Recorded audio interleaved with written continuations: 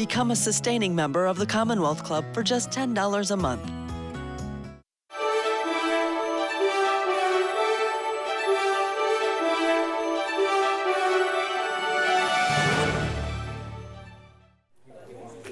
Hi, everyone. Welcome to the Commonwealth Club of California. It's so nice to see people in person, finally. I'm Denise Michaud, Chair of the Grown-Ups Forum, and we are so excited to have Dr. Ayadi here today. During the end of the program, we'll have time for your questions. And if you are viewing online, then we encourage everyone to type in their questions. And I have someone who will monitor those questions online and send them to me in a text in my phone. So we'll try to cover everybody. So let me introduce Dr. Ayadi. He is well known nationally and internationally in the field of geriatric medicine. He's a physician, speaker, author, and an educator. He is a faculty member at Stanford and an advisor for the Stanford Center on Longevity. He is also a geriatric consultant at the Stanford Research Institute. He is the co-author of the book, Paths to Healthy Aging. And he is an educational speaker. You'll hear him on NPR and locally KQED. And in Washington, D.C., he advises the Senate Subcommittee on Aging. And he educates them and discusses aging and the challenges that we all face now and that we will face in the future. So please welcome Dr. Ayadi. Thank you so much. Appreciate it. Thank you so much. I appreciate it. I'm so glad to be here. I just shared that this is my first trip to San Francisco after the pandemic, and I'm so excited, and thanks to Commonwealth Club to make this opportunity that I'll be here. Now, I'm going to turn on my timer because I'm a chatty person, and I know that I don't want it to take you for a long time. I know there is jazz also upstairs, and everybody's waiting to get there. No. And my topic is probably going to be the most boring one. But let's just talk about healthy aging. It's just it's a very simple topic. At the same time, it's very challenging because nobody really is straightforward has any answer that what is exactly healthy aging. Because there are a lot of the things that the people discuss. I first going to start with the point that everybody knows that globally the population is aging. Means the number of aging population is growing rapidly. And what we see, especially after Second World War, that all around the world, the number of people actually is 65 years older, which is a definition we just say older adult population. Because a lot of people have a definition of aging. The people think when you turn to 65 and you apply for Medicare means that you are old or you're aging. That doesn't mean anything. Aging is started from the first minute of life. When the babies from first year of life to second year of life, they age already 1 year. Aging is a process. It's a physiology process that we see in our body. But when it comes to older adult population, which is going to be my specialty as geriatric, yes, the number of the people 65 years older is growing. I have some of the numbers. I mean, good old days that I was able to memorize all of them. But we know that according to United Nations in 2020, almost around close to 10% of population became age 65 years older. We had a massive mortality in aging population, unfortunately, due to pandemic, especially in Europe. But even with that number, we still have this grow for the next year. From 1950 to 2020, the number of people from 65 years older from almost like 62 million is actually tripled to 250 million. And we are expecting in 2050, we're going to get a maximum number all around the world in developed countries and also in developing countries. And there are many reasons for that. I mean, definitely a lower fertility rate happened, especially after Second World War. That's why we have, and a lot of the countries, especially you see right now, the highest number of aging population actually in China because of the policy of the one child for years. That's why the number of the people are getting older is actually higher. But overall, 3 countries right now has the highest number of aging population. China is number one, is 172 million, followed by India, which is 90 million, and USA is 55 million. But technically, when we look at the estimation of the overall, the number of the population, and what is the number of the population is actually older, the Europe, 19 countries from Europe is actually have the highest number, at least 1/5 of their populations are older or 65 years older. And as you know, there's always been like a competition between Germany, Italy was number one, was number two. But technically, right now, there's only country from Asia in that 20 list is Japan. Japan is actually facing a significant growth of aging population, and followed by Italy and Portugal. But technically, these are the numbers that we see right now. And it's interesting about U.S. population, because as you know, U.S. population is aging rapidly. The baby boomers, the people are technically born in 1946 and 1964, they become turning 65 in 2011. And in 2029, which is now we're reaching to 2023, 6 years from now, the youngest person of the baby boomers will turn 65.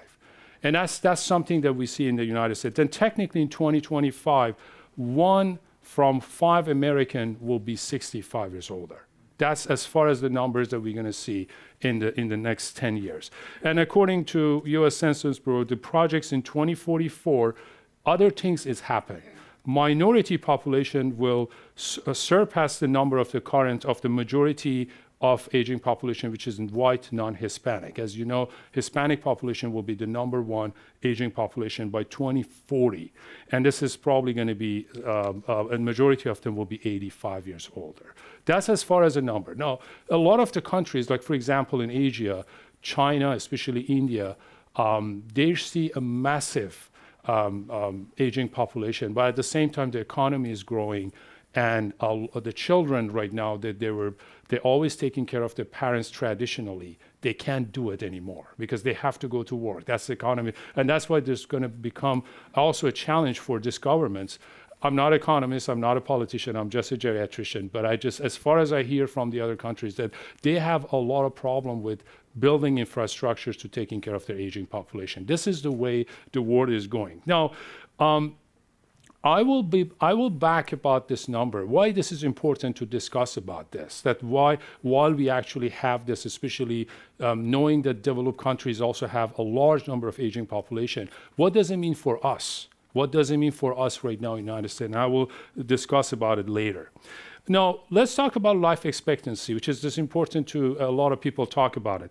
According to the latest one in 2017, technically the average life expectancy is something around 79.7 years, 82 years old for women, around 78, 77 for men. But it's actually very interesting because the life expectancy in men is growing, which is we actually see that in 2060, men will gain 6 years of life expectancy. Women will gain 5 years, 5.3 years in life expectancy. Almost this two will be equal. Now, it's very interesting because we see the life expectancy. A lot of people, I hear someone who's saying that who doesn't want to live longer? And that's a very important question because a lot of the patients, they come and ask me that what should I do to live longer? But a lot of argue here is that do we want to live longer or do we want to live independent as long as we can?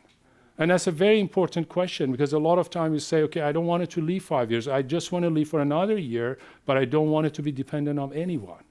And I don't want it the less of 4 years. Because if I will be dependent, that is really going to impair my quality of life. And that's a very important question. But I have the other side. A lot of people say, I don't care. I want to be dependent, but I just wanted to live longer. I wanted to make it to 120 or 130 years old. It's very difficult but what thing that I wanted to say that interesting when we look at the developed countries, including us, that when we see aging population, and what we have as far as like resources, infrastructures, as far as what we have, again, I'm a geriatrician. My point of view is from a physician's side, a geriatrician. I'm looking at the healthcare. And when I look at the other area of the world, that the people live longer. Especially, I'm talking about traditional societies. I'm originally coming from traditional society. I'm coming from Middle East, from Iran. And I know, and I raised and grew up there. And I just can see the difference between quality of life of older adult people in the traditional society. They don't have any access to all the advanced medical care that we have here. It's not like here that you, for example, if I want to order for you a blood test, I can order you tonight electronically, you go tomorrow to the lab, and you can do tons of comprehensive blood tests. I can send electronically prescription to the pharmacy, and you can pick it up tonight or tomorrow. They don't have any of these resources, but they have longer longevity. And that's very interesting. How is that? They have actually longer years of independency. And that's the very this is exactly the topic that I wanted to talk tonight. Now, when you look at the internet, you look at the National Geography and all this stuff, you're talking about the blue zones area, probably here. There are like the areas that people living almost like late 90. Life expectancy is actually around the 100. Most of them, they're centenaries, and they live in the longer years. Like places like Okinawa in Japan, Sardinia in Italy, Costa Rica, Greece, Loma Linda, California. And they always says why these people are living longer. Do they have a better medical care? No. Absolutely not. Do they have geriatrician? Absolutely no. They're so lucky. They don't have. But do they have more MRI or CT scan or more operating room? They don't. They're always saying that they have very basic principles of the healthy aging, which is not only for the time when you enroll in Medicare. It's the time that you're born and you just grow up with that. Move naturally, eat healthy. It's just so easy. Everybody can know that. And if I wanted to talk about healthy aging, everybody knows you need to do exercise.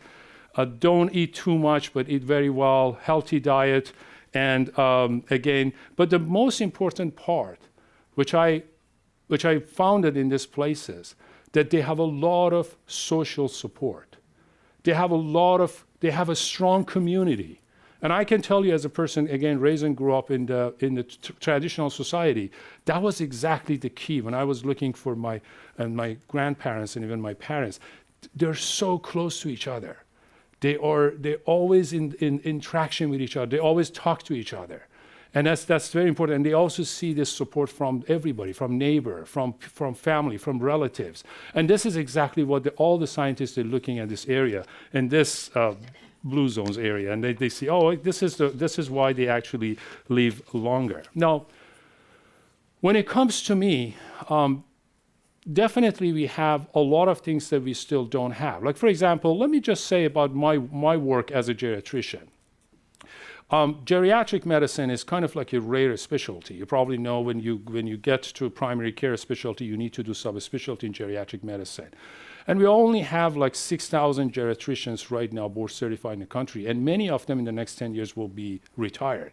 And the other problem is many of them not working in all the, basically working in more veteran hospital and the other healthcare industry, and that's what many of them is actually in research and not clinical. Now, just one of the question is here, if we have a U.S., we talk about in 2050, 1 from 5 Americans will be 65 years older. Even right now, we have aging population.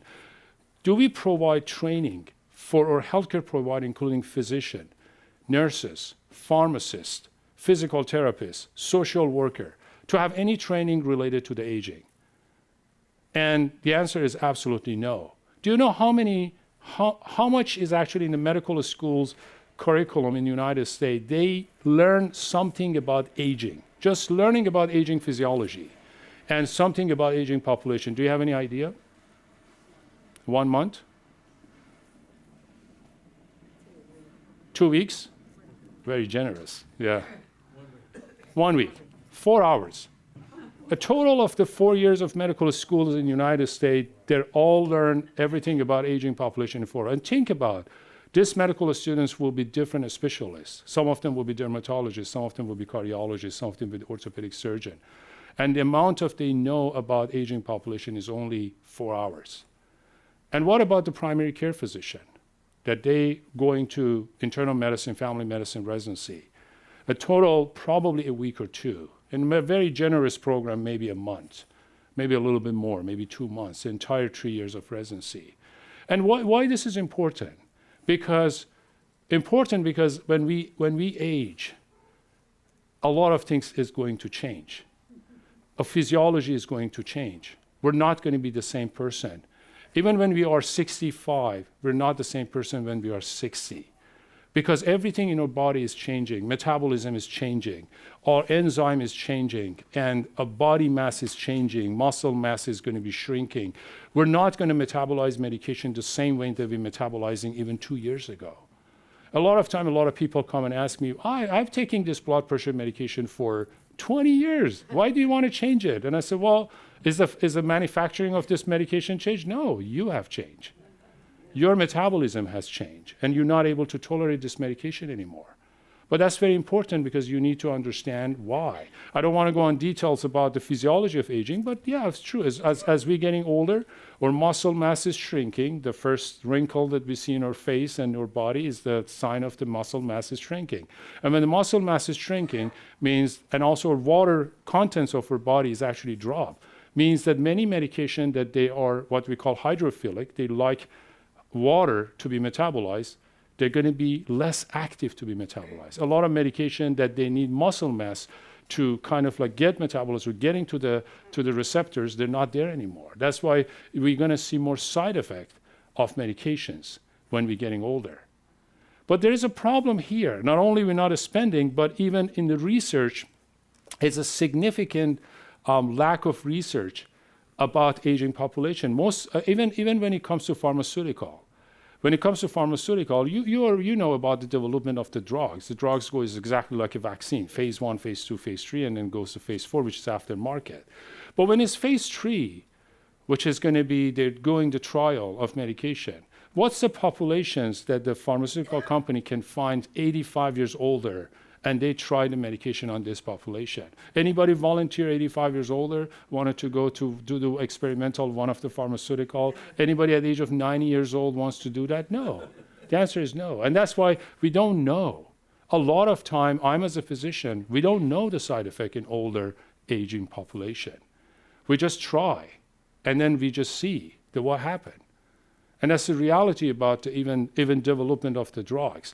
And then the one thing that is so important that we understand, it's about mentality when it comes to the aging population. We were just talking with Denise about that. I mean, one of the struggle that we have when it comes to modern medicine, especially as I said, the difference between the traditional society, we really don't have any access to a lot of diagnostic and therapeutic tools that we have. Again, when it comes to the modern medicine, the way that I have been trained as a doctor is always do diagnostic and therapeutic. I always wanted to find a diagnosis and find a solution. Is it the pills or a procedure? This is all. I never look at the patient or person as a whole person and say, you know what, let's just not do any diagnostic. Maybe watch and wait. It's actually a good protocol. It's not a bad protocol. Maybe we can watch and wait to see how the thing's going to go. I don't necessarily need to give you a prescription to just make you happy. And I just say, oh, that's a very, Dr. Yadi is a good doctor. He gave me a prescription. And I just said, and fill that prescription, start to taking, you end up side effect, and you come back to me. And then and again, I just want to say that should be something that we change even in the training of our physician or even in the future, because we have more aging population with a lot of changes in their body. Now, modern medicine dictates us to always find a quick fix. Something that I just give you to make you happy. Something that I just prescribe and send you to the pharmacy. Okay, well, this is my job. I've done. Go to pharmacy, pick it up, see me 2 months, and make an appointment when you're leaving. And this becomes a routine medicine. Now, let me tell you about that, because I wanted to bring up a story. Actually, I wrote a story in San Francisco Chronicle years ago, and there was a real story that happened to one of the time when I was in Stanford Clinic. There was a lady came with that she has a problem with memory loss, but she didn't have dementia. She just had mild cognitive insufficiency. The mild cognitive insufficiency is not dementia. It's a condition that we started to have short-term memory loss. But there's a chance of 5 to 15% that you may develop dementia in a year. But there are some of the causation of the mild cognitive insufficiency is reversible. Like, for example, if you can find what is the reversible cause, if you do it, you may going to stay in mild cognitive insufficiency, never develop Alzheimer's dementia or any other kind of dementia for years. But there should be a strategy. Sometime there are some other reason that you can find and you can reverse that. But again, always think about chance of 5 to 15% developing. She was diagnosed with mild cognitive insufficiency, came to us for second opinion. We did our formal evaluations, all the tests, memory tests, the physical examination. Before she came, she actually got a second opinion from another doctor. She wants to get a second opinion from us. She saw another doctor outside. And the doctor prescribed one of the cognitive enhancer medication, which is this is years ago. We're talking about 2013. But even today, 2022, there's no medication, even till today, has proved to actually prevent the mild cognitive insufficiency toward the dementia. It hasn't. It has not, even till today. No, that medication that was prescribed is not indicated for that person, not at all. And when she came, she had a bottle in her hand. But we start to talk. And it's just say, you know what, you have this problem. But your treatment is not that bottle of medication. Because the problem with that bottle of medication, they can increase risk of other side effects, including you're already suffering from significant urine incontinence. That makes it worse. And it's not going to help you with your memory at all. Your treatment is very simple. When you go back home, all you need to do is just find your phone book and open it up and find your friends, call them, and just tell them that I wanted to see you guys at least twice or 2 or 3 times a week. And when you go see them, don't be shy, talk. And I just made an example, be like Italian people. Do we have any Italian people in the Talk and talk and talk. I mean, I love the Italian culture because they use their hands, and this is the best occupational therapy at the same time they do. And then this is amazing. That's exactly the way that you develop neurons. And then you help your brain to become active. Just talk.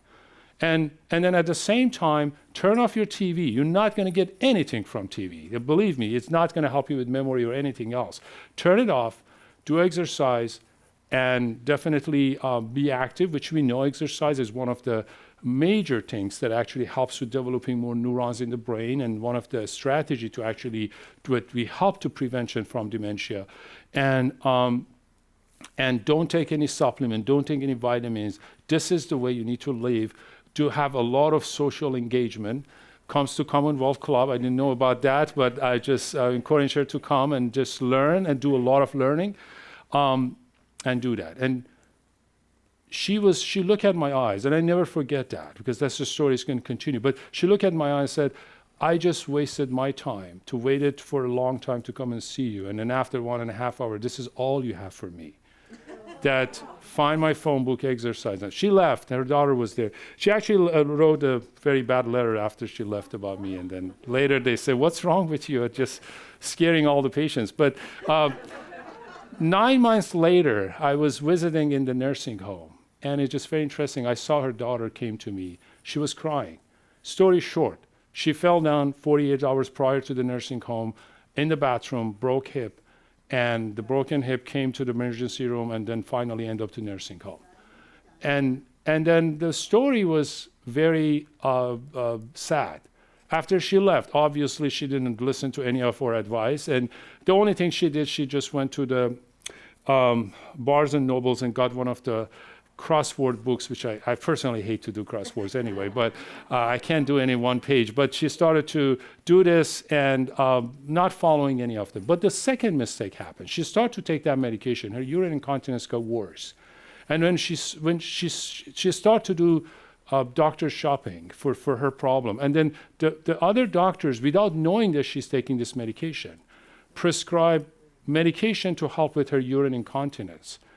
Side effect of this medication is actually worsening of memory loss, confusion, changed the balance. And as a consequence, she fell down and she had a broken hip. When I saw her in the nursing home, she was completely demented in 9 months.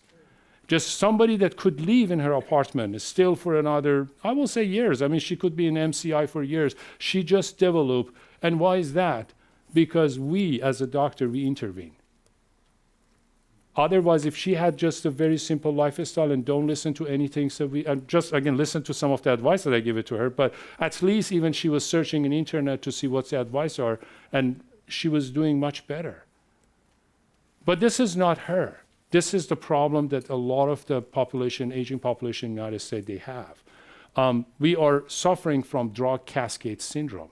If you hear that about that. Drug cascade syndrome is exactly the same example that I shared with you. I give medication A to the patient, has a side effect, come back to me. I think side effect of this medication is a new medical problem. I give medication B to cover the side effect of medication A. And then the medication B has a side effect. I'm giving the medication C to the patient. And just like a domino of the medication. A lot of elderly people, when they come to emergency room, to the clinic, most of the medication they take is just a cascade. It's just we giving to them to cover the side effect of it. Some of the side effects is absolutely accepted. Like somebody gets chemotherapy, we have to give the nausea medication because of the side effect. But we know that. This cascade is accepted. But many of cascade is not accepted. Let me tell you another story. This is also a funny story. Somebody came to me years ago with a weight gain. But his story is amazing. The guy was traveling a lot, and a couple of years ago, he had a sleep problem. He went to his doctor and got a sleeping medication to help him, a sleeping aid. He started to get a sleeping aid. When he was getting a sleeping aid, during the day, he went back to the doctor after a couple of months. So, a sleeping aid sometimes help me, but it makes me very tired during the day. I said, no problem. I give you a stimulant in the day that you take to cover that. Or they started to get a stimulant, which is like a caffeine medication, and they start to get the stimulant medication. Side effect of a stimulant medication, he started to have palpitation. His heart rate started to race. Went back to the doctor and said, I feel my heart rate is racing and fast. I said, no worry, I'll give you medication to lowering your heart rate.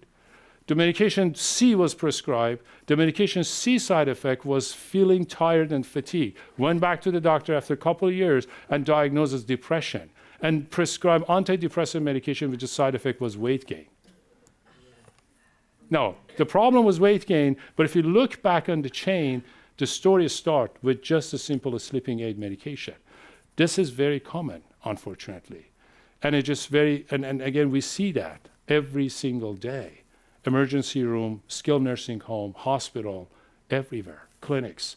And this is exactly the idea that I just say, it is important that we change the mentality, both sides, from healthcare providers and also the patients, that we're not looking for quick fix for everything through the medication or any other thing. The other thing is very interesting, fascinating, is about supplement and vitamins. I get always this question, what kind of vitamins I should take to be more healthier and live longer? And the answer is very straightforward, not coming from me. It's been tons of meta-analysis of a study done everywhere in the world. The answer is none. Zero. There's no antibiotic.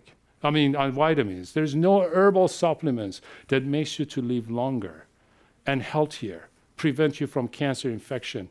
And this is not, again, all the and NIH had the meta-analysis done, and again, and everything, all the institutes showing that there's no. Some people need to take some vitamin D as that because of bone, which is true. All the women after age of menopause, they need to take some dose of vitamin D, 800 international unit, and again, after a certain age, maybe up to 1,000. If you need more, but not exaggerated. And for men, sometimes the recommendation is actually taking after some sort of an age, especially age of 70, some sort of vitamin D as well, around 600 international unit vitamin D. That said, vitamin A, B, C, E, K, multivitamin. I'm always amazed when I go to all this store. I see the nice bottles, and there are tons of, honestly, I really don't know some of the others elements in there. I really have no idea what are them. No, let me tell you something about nutraceutical and supplements. You know that when they are selling anything in the market, I know all the nutraceutical and the herbal medication, everybody, they hate me when I say this today. But when they selling something in the market, have you ever looked at the bottle? They said, this is not FDA approved. The risk is on yours. Means that technically for proving their products, they don't need to go to prove, and having the articles or the study shows that yes, this is effective, this is the side effect, this is, like for example, you see what happened when we have the COVID vaccine. You have the trials, you see the side effect, you have the control group, placebo group. No, zero, none of them. They don't need to prove anything. They just sell it. It's a very easy market. $70 billion a year market. It's good, it's a good market. But I just, if somebody asks me that, is there helpful? The answer is no. As today, we know it's not helpful. The other thing is, it's important to understand, vitamins are two groups. Some of the vitamins are water-soluble vitamin, and some of the vitamins are fat-soluble vitamin. Water-soluble vitamins, if no matter how much you take, you're all going to excrete it through the kidney. If you, for example, have a box of a strawberry, and one strawberry, with one strawberry you get 500 milligram of vitamin C. You have a box of a strawberry. You can eat all of them. It's good. It's a good fiber. But vitamin C, with the first strawberry, you get your 500 milligram of vitamin C a day. The rest will go to the bathroom. That's it. That's a very simple. That's why super vitamins for healthy aging and all this stuff, there's no science behind that. There's no science behind it. But yeah, there's a good market. They're so good in internet, and they're wonderful, and they're making good money. But the other things when it comes to, here we go. Are we good? Yeah. Oh, okay. Thank you so much. The other things when it got, oh, here it is. The other things become, it's going to come with our healthcare system, this is a very also important, because this is exactly what I said, our aging population is growing as well. One of the things that it is important we also shake is how, as I said, quick fix, diagnostic, therapeutic. The way that we spend money in our healthcare with exactly the same thing I explained to you, diagnostic, therapeutic. You come to me, I said, there's something wrong. Okay, let's go do CT scan, come back to see me. When I just say go to CT scan and come back to see me, it means that's a lot of money. That's a lot of money. No, you may say, okay, well, that's diagnostic. It's so important. I want to do CT scan. I'm not saying don't want to do CT scan, but maybe I can touch you and examine you.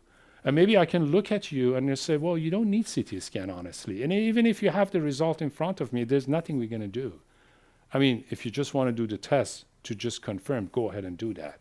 But think about how much we spend money for all this diagnostic and therapeutic, which none of them are going to be useful.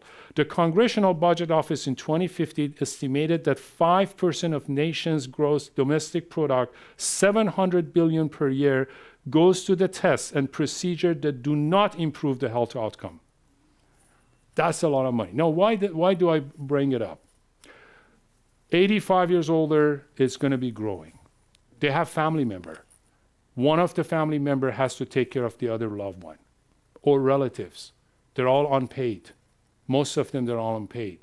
If you want to hire the caregiver in the country, think about Bay Area. Do you know how much it costs? About $30, $40 per hour. No. Is it coming from your Medicare? No. It's coming from your pocket. No. On the other side, you need something to help you with quality of life. Let me tell you an example. Years ago, I was being asked to see a gentleman who was very delirious and confused in the hospital. And he asked me to go to see as a delusional situation to see if he can give medication. Story was so sad. He had very advanced dementia. He was living in boarding care. He has colon cancer at the same time. He fell down one night in boarding care. They took him to the emergency room. They found he has bradycardia, which is a slow heart rate. They put the pacemaker for him in the morning. And then during the pacemaker, he was agitated, he was pulling the IV, he was throwing everything to the nurses. And again, we just have to give him some medication. This gentleman died 2 to 3 weeks later. No, it was great. It was like really peace. But think about the money that we spend for transferring him with 911 to the hospital, for putting the pacemaker, running the blood test, and just putting the pacemaker for somebody that we know that he's going to die anyway in the matter of the months or weeks.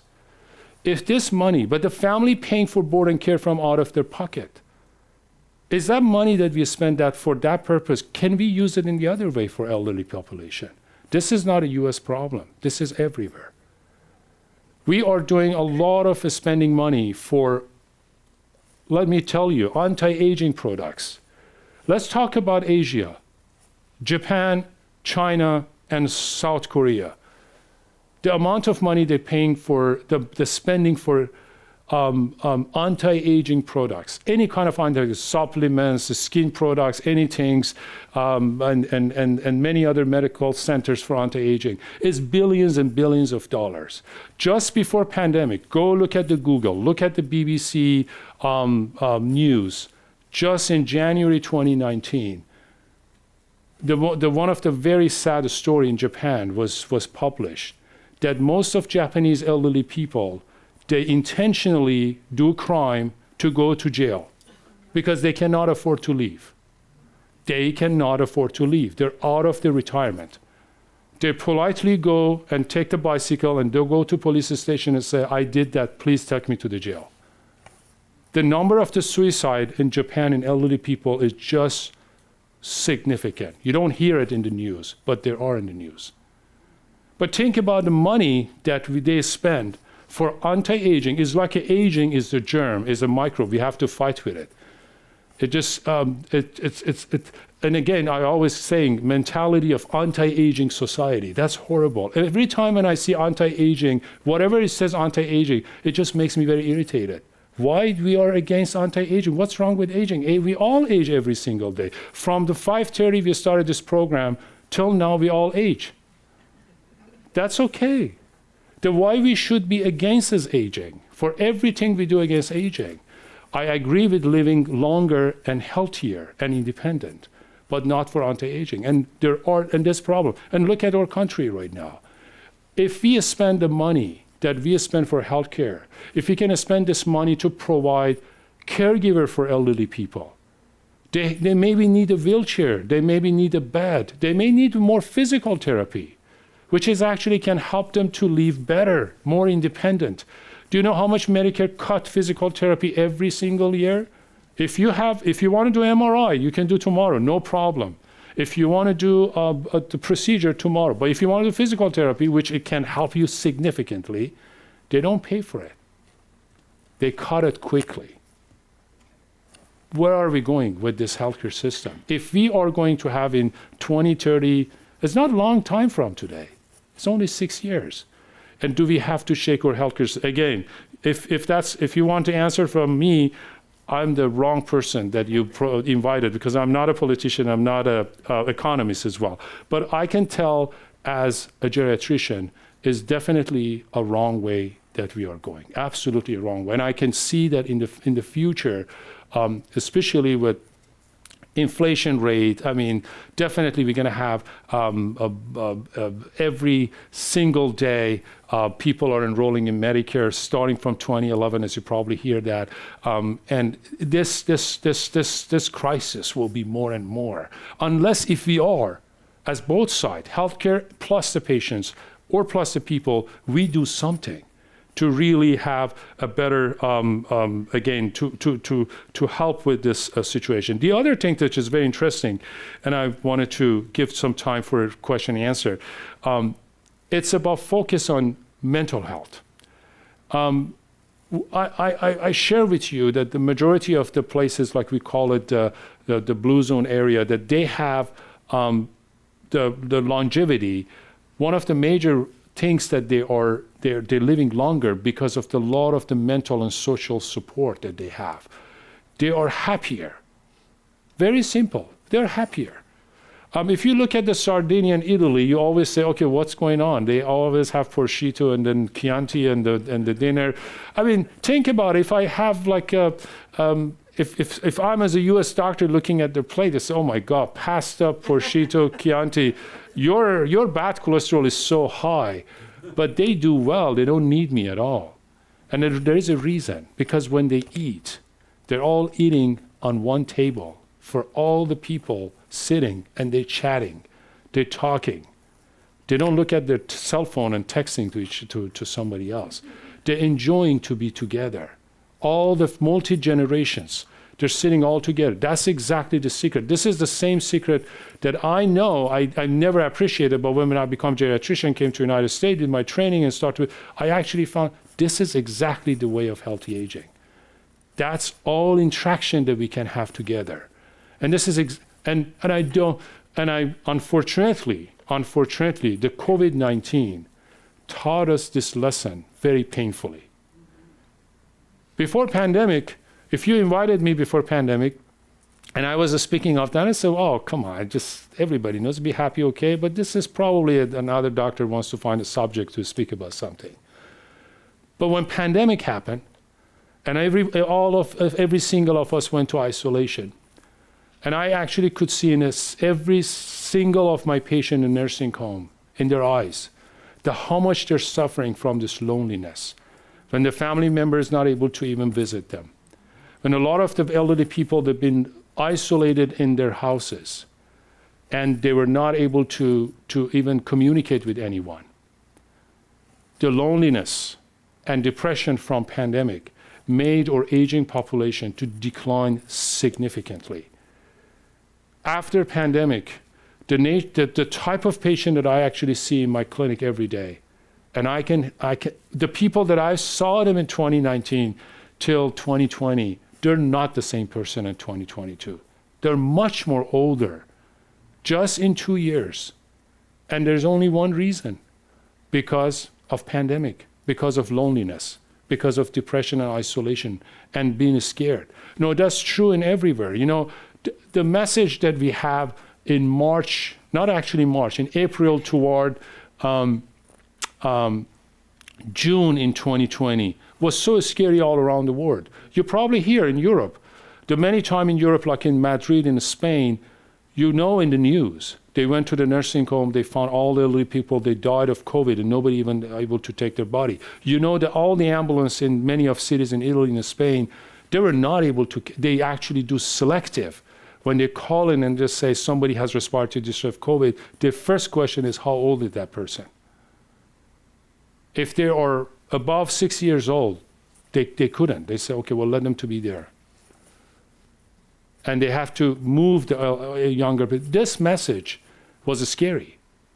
Was scary for many of us, many of the elderly people. I'm as a geriatrician. The same thing happened in many areas, some days in New York as well, when it was epicenter. Now we are in post-pandemic, but we learn a lot of lessons from this pandemic. The number one lesson we learn from this COVID-19 is exactly the same message. Depression and loneliness. No, that's perfect. What we do? Do we have any healthcare system providing the care or support for mental health? Zero. I mean, look at California. California is the highest number of aging population in the United States. Everybody thinks Florida has. No, it's California is number one. Texas is number two. And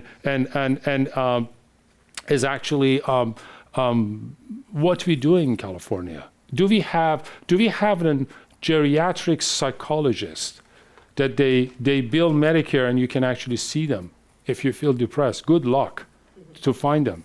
Do we have geriatric psychiatrists? We really don't have geriatric psychiatrists. I'm not saying because we really have a shortage of program, but we do not. Do we have some sort of community? Yes, we do, but they are struggling. The community that seniors can go and at least they can as a group they can talk to each other. They can find this way to speak about their loneliness, and they may find friends and they can do some activities. Yes, we do. We have some of the good programs, but they're all struggling financially. Probably most of them, they will be closed. Then what are we going to do in California with this aging population? It's a very good question. I don't know the answer, but I just want to say that reality is everything we talk about health, the healthy aging, is really depends on how we are interacting and how we doing with our mental health and physical health at the same time. And again, the combination of these two is exactly what is the key for better healthy aging situation. Again, you may gonna say, oh, okay, that's so easy. I can look at the Google and just say exercise every day, talk.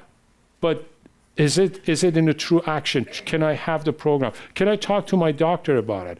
Can I, next time when I go to my doctor, which is very interesting, it's one of the advice that I always have to my patient. Take your medication list to your doctor and say, tell me about medication 1 to 10. What happens if I don't medication number 1? Am I gonna die? The doctor should have an answer. If they say, I don't know, you're taking it, I just refill it for you. That means that we don't have a good answer. It's very important. Always have this answer. If I don't take this medication, am I gonna die or not? That's gonna be a good focus. The goals of the treatment. That's my last message. What we are treating. What are we doing?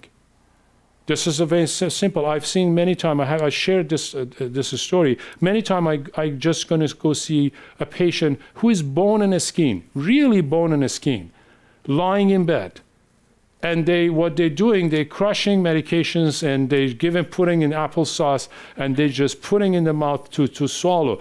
Look at the medication. What they're giving: cholesterol medication for somebody that has no fat, is only bone and skin. Why? Because we wanted to prevent a stroke in the next 10 years. That person is dying in a couple weeks, probably a month. What's the goal of this cholesterol medication? What we are preventing now? Stroke? Where is the stroke? This person is dying from just the situation. There's no goals. We don't have any goal. We should have a goal. If I give a prescription for a cholesterol medication, yes, I should strongly say, based on your life expectancy, I'm going to give it to you because your 10 years life expectancy and the risk factors, you need to take this medication to prevent a stroke. If I don't have this number, that means you need to think again about that. Is it the right things or not?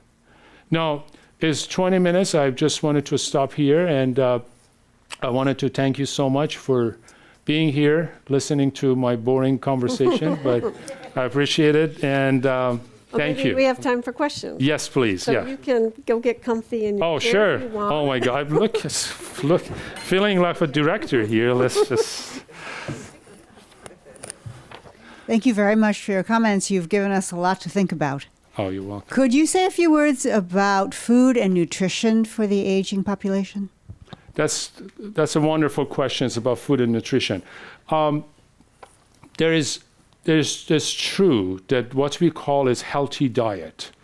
And the healthy diet, a lot of people think, if I will be vegetarian tomorrow, it means healthy diet. The answer is no. It's actually, as I said, like for example, all this area that the people live longer, they're not vegetarian, but when they eat, they have balanced diet. Majority of their diets are like vegetables, fresh vegetables. But it doesn't mean that they don't eat meat, they don't eat chicken, they don't eat fish. No, that's not the case. We talk about balanced diet. The balanced diet is exactly what we're always learning. Some carbohydrates, some protein, some fat, which is some of the fat is actually good for people. And and majority of them will be grain-based and vegetables as well. Majority of this plate will be that.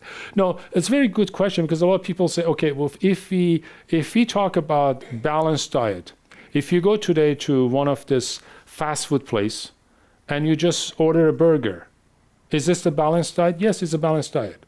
If the quality of oil that they're making the meat is okay, the bread has carb, the meat has protein, you probably have a tomato and maybe a lettuce that you get vitamin C and fiber, and here is, you're good. You're good to go. That's the balanced diet. That's a good balanced diet. But again, the problem is the way that they cook the meat, and then again, it's just the fat and saturated fat. But if you do the same things at home, you can actually have the good balanced diet anyway. You can get all the vitamins and everything you need it. That's why when it comes to diet, a lot of people talk about, okay, this is the diet for aging population. This is a healthy diet. We should make all vegetables in the shake every morning to give it to all the older adult people. The answer is yeah, they're so good, but we have to also make sure that they can tolerate that. I think I wrote somewhere that too much fiber is actually going to be not healthy for older people because they don't have ability to digest this. Just think about that. You put all the vegetables in the shake and suddenly to give to someone at 83 or 85 years old. I mean, they need a lot of the bacteria in the intestinal to really digest these fibers. Plus, as we're getting older, we are overall dehydrated. We need to drink a lot of water and liquid. If you take a lot of fibers and you do not hydrate yourself, you're actually going to end up with more constipation.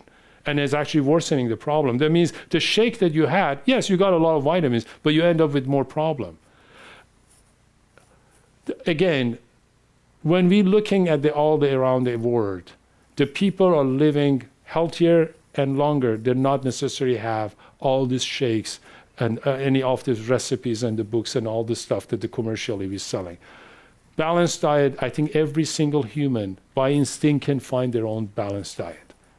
You can enjoy a glass of wine, and that should be okay. But I really think one of the trick about the Mediterranean diet, which is again, Mediterranean diet is, by the way, is one of the best diet that helps with the brain. But one part is always making the comments about it. When you have the best tray of Mediterranean diet, the best tray, you have best olives, you have the best wine, high quality Chianti, and all this food.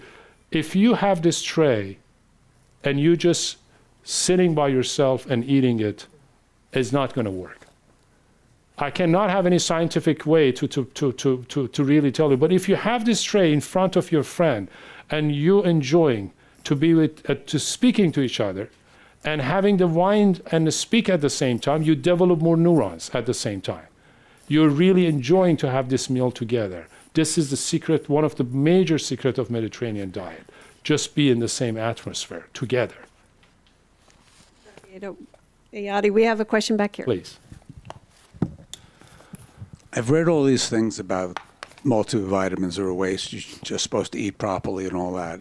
Then you read things from, quote, scientific companies who put out newsletters that if you have inflammation, take turmeric. If you have this, take something else. And as you say, you go to the drugstore and the whole alphabet is filled with those.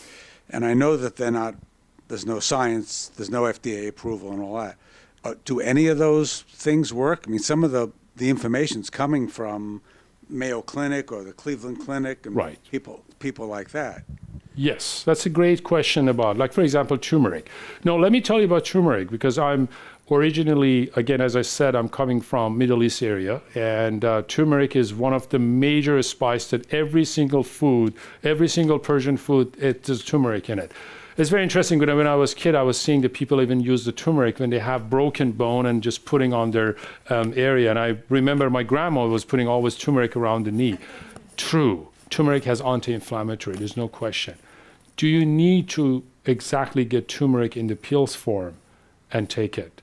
Or you can buy the turmeric and adding to your food when you cook it. There's true, the turmeric has anti-inflammatory. But my question is, it's very important. It's about trust. Do you trust this nutraceutical company that when they get the turmeric extract, they have this amount of turmeric in their pills? Do you need this amount of the turmeric in their pills? Nobody has the answer to this question. There's a lot of things that actually has anti-inflammatory nature, which is true. Because again, there are a lot of other medication that we use it in pharmaceutical, they're coming from nature base, but the chemical, they found it from nature and they're making as a medication. But the answer is yes, turmeric is anti-inflammatory. There's no question, I completely agree. But there's no study shows that, for example, showed up till today, like for example, this amount of turmeric if you take, it helps you with arthritis. Or somebody has rheumatoid arthritis, do you need to have this amount of turmeric a day? Look at the study, where they are running this study. Is it the study supported by companies, manufacturing? It's very important. If you find out where you're kind of questioning about this is real study, is it a clinical trial that they have a placebo versus a control group and they have a turmeric and see, yeah, the people of turmeric, they do much better versus the placebo, they don't have a turmeric. The high quality study, this is what I'm talking. Yes, if you look at the internet, I mean, you get the TV, especially when the time is the football or something, you see all kind of Privigen, help with the memory, and they show the chart, and they say, oh, wow, this is so impressive. But when you look at the study, this is a very low quality study. It's a solid single study and just a very slow, really don't know who runs this study. It's not even published in the peer journal review as well. I mean, I kind of questioning about the quality of a study. Again, I'm not a paranoid person. I'm just saying that I'm kind of like think twice, especially why we have a lot of these products in the market. Think twice about every single. But yes, I suggest if you're really in turmeric, use the turmeric and in your food. It's actually delicious if you know how to cook it. Go look at some of the recipes in the Middle Eastern area. They use turmeric as anti-inflammatory. It's very delicious. And you enjoy it. And it has anti-inflammatory as well. Yeah. Please. Well, we actually have a question from a viewer on the internet. So we have 11 minutes left. Yeah, please. Yeah. He asks, do doctors with other specialties learn about drug interactions? No, the answer is very straight. No, yeah. Even I want to say that I'm as a geriatrician, I haven't been learned about that. I learned through the work of being a geriatrician through these years about a drug interaction, and because the population that I'm taking care of, they're very vulnerable to side effects. That's why we become more interested. Geriatrician overall, they're so focused on what we call polypharmacy, means taking multiple medication, and we were more focused on that. But honestly, there's not. And it's very interesting because even the pharmacist that they're supposed to help, the physician about this, they're great help, but it's kind of like the way they're looking is kind of like template. Like for example, if you go to pharmacy, they have a template system and you say drug interaction, they call the doctors and say, by the way, doctor, this is a drug interaction. This is perfect for drug interaction. But for polypharmacy, for taking too many medication, pharmacists should be more helpful. They are not yet. But at least I think I have to say that many times, like for example, in the nursing home environment, I actually get a lot of help from the pharmacists. They can help us a lot to do we really need to, what is the goal of the treatment and all this stuff. They can be helpful. But that also needs to be changed. Pharmacists can be a very great help for physicians as well, to kind of understanding about the drugs as well. Thank you. I heard a few days ago on NPR that part of the effects of isolation and COVID with teenagers has aged their brain 3 years faster. And they will follow up when they hit 20. And I'm just wondering what you see or might imagine or aging or whatever. You mean as a teenager, their brain age faster during 3 the COVID? years. 3 years. Yeah. Yeah. If they're 12, 13, 14, yeah, from That's- isolation and no school and whatever. Probably school was the reason that their brain, maybe we should revise on our school and curriculum and school education about it. But it's very interesting about aging brain. There's a difference between aging brain and again, one of the very interesting things about that when the brain, I'm not saying stress is good, but change the lifestyle can actually change the way that our neurons going to be developed. But it's the way the brain is going, the way the body is actually going, especially the brain and neurons start to producing. And after a certain age, start to decline. I think it's 24. Exactly. 24 is exactly age. It's like age of, technically, we go up to 25, and suddenly we start to go down. A lot of people, they always say, oh, aging brain started when you enroll in Medicare. The answer is no. When you are 25 years old, that's the aging brain has started. But, and that's the way they actually it does. But for after age of 25, we actually lose more neurons a day.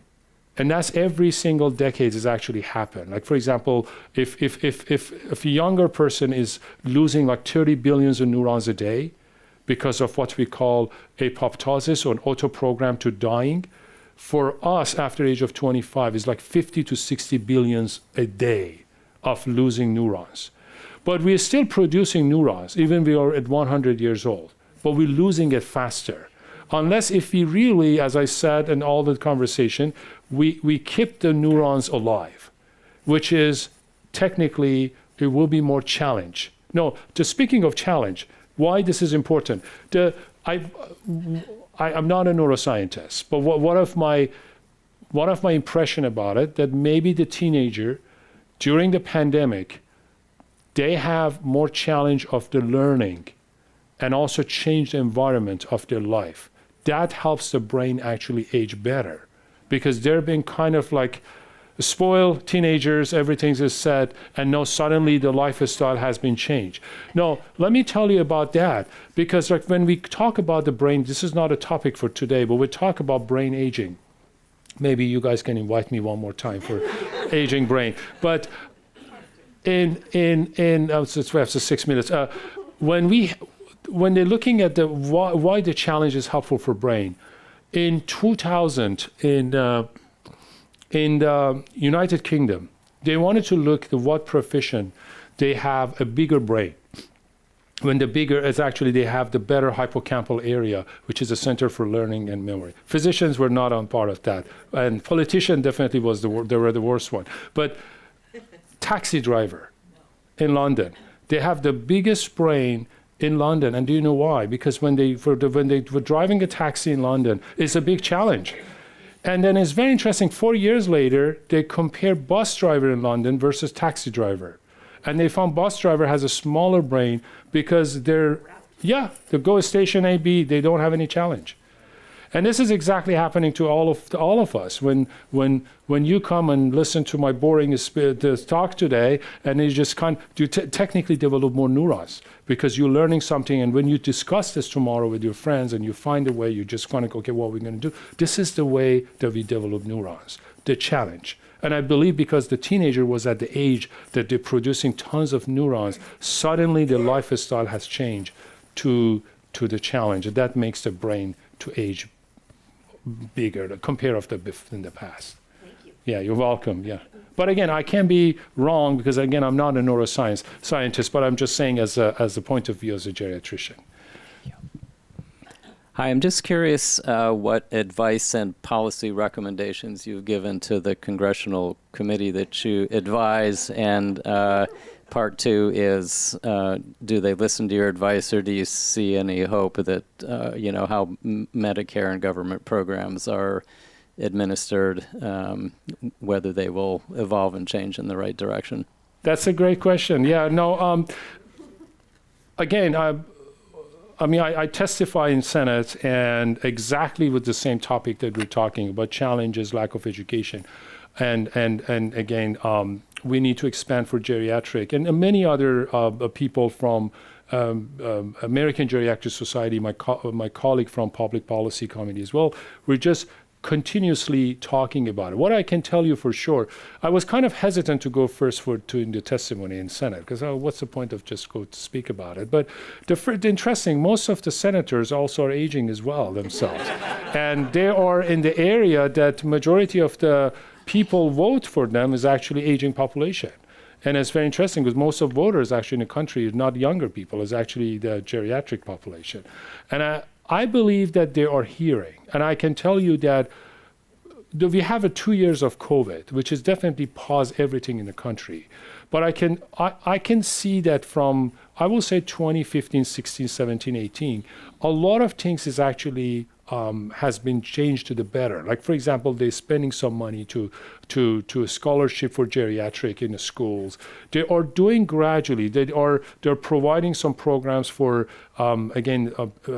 paid for the family, for the caregiver's family as well. These are the things are developing.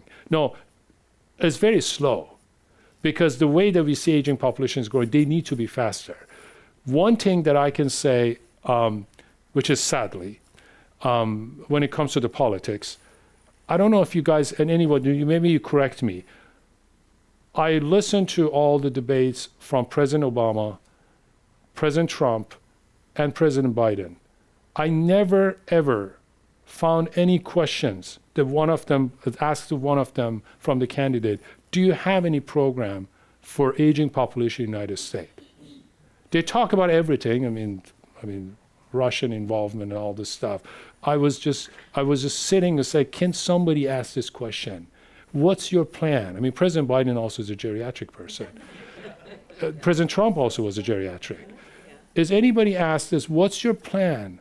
And I think this is a very, and one message you may going to get from this discussion, maybe you're going to go to your representative and just say, what's your plan for better care of geriatric population in the next 10 years, 15 years, or 20 years? With the way that we are going, the way the aging population is growing, what's your plan? They should have an answer. No, the reason I said from the beginning, and because of the timing and 15 minutes, I know the Common Club is not going to be happy. But when I said about it's important to discuss about it, because when I said that number of aging population in developing countries is growing, Africa and Asia, that will be a problem for us. And what is the problem for us? Technically, who are taking care of our older adult people right now in this country? People from Africa and Asia. Is that correct? No. In the next 15, 20 years, probably next 10 years, if they have a significant aging population, do you think that they're able to send the younger people to taking care of our older people in developed countries? The answer is no. You probably hear prior to pandemic, the government of Germany for all the years, the number one priority for immigrants to come to their country was software engineer, computer engineering. They changed it. If you are qualified to take care of the seniors, you're number one. They give you the permanent residency, and you can actually give you money, and you can. Why? Because the government in Germany knows that they need these people, because they have a huge number of aging. Why? What is the reason that Germany accepted a lot of refugees from the Middle East and Syria? Young people, because for aging population, they need people to taking care of them, and we have a lot of things. Again, wrong person, I'm not a politician. Immigration's law in the country, what will be the future? If we are talking about $35, $40 per hour for caregiver, I can guarantee you this number in the next 2 years will be $100 per hour. The salary of people taking care of aging population will be higher than nurse and the physician in this country. Wow. And that's going to be one of the other crises that we need to think. That's why I love the question. I highly encourage everyone. I wish I could do it more, but I think every single of us, at least we can go to our representative politicians and say, what's your program? What exactly are you going to do? This is a huge crisis. And if you're spending for healthcare and other stuff, we should have a good balance, especially with this problem that we have. We are at the zero time. Yeah. Thank you so Dr. much. I Ayala. appreciate it. Thank you so much. Thank you for everything. Appreciate it. Can you stay a little bit longer so people Sure, have of questions? course, And yes. this concludes our program at the Commonwealth Club. Thank you.